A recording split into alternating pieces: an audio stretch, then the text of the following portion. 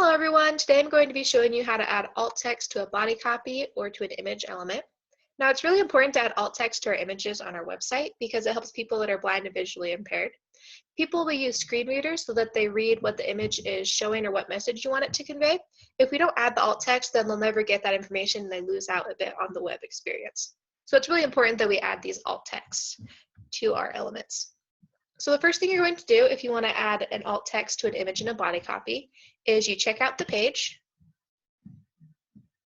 and then you want to scroll down to the body copy section. So that's this right here, and you click on it to expand it.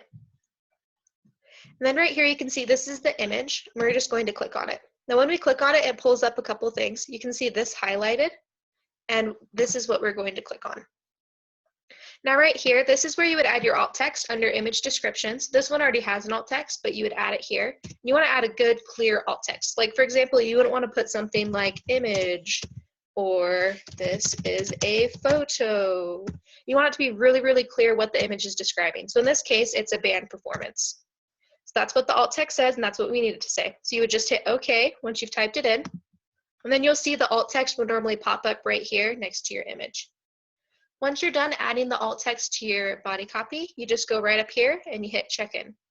And that'll check in the page and it should add the alt text to the body copy. There's also in some places image elements that are made in Ingeniux. So let me check out this page. And you'll scroll down till you find it.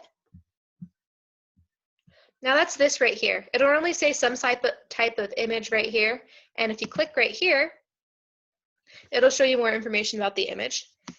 Where it says alt text, that's where you would add your alt text. Now this one already has alt text. It's a really good example of alt text. It's an icon of a garden view cafe. That's very clear and very descriptive of what it is. But let's say, for example, you didn't want alt text because the image wasn't necessary for the experience. Like for example, if you had an image that was just a line or just like blank space, or something that the user really didn't need to know. It was just there to make it look pretty, like it conveyed no meaning whatsoever. Then you would want what's called an empty alt text. So for this type of element in Ingeniux, you just need to delete the alt text and check it back in. And that will make it so that the screen reader just ignores the image and knows that it's not important. For a body copy, it's a little bit different. So what we need it to say is that it needs to say alt equals and then empty quotation marks. So to do that, we go to tools and then source code. Now we're going to find the image tag. The image tag is something that says IMG, short for image, right? So this is the image tag. What we're looking for is the alt text inside the image tag. That's this right here. It says alt equals band performance.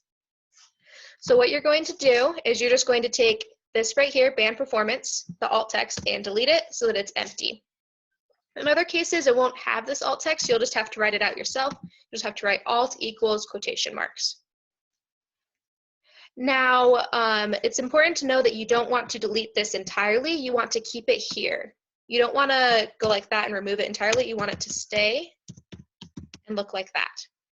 Now, once you've made those changes, you want to hit submit and then check the page back in. And that will add your empty alt text. Hope you enjoyed learning about alt text and that this video was helpful for you.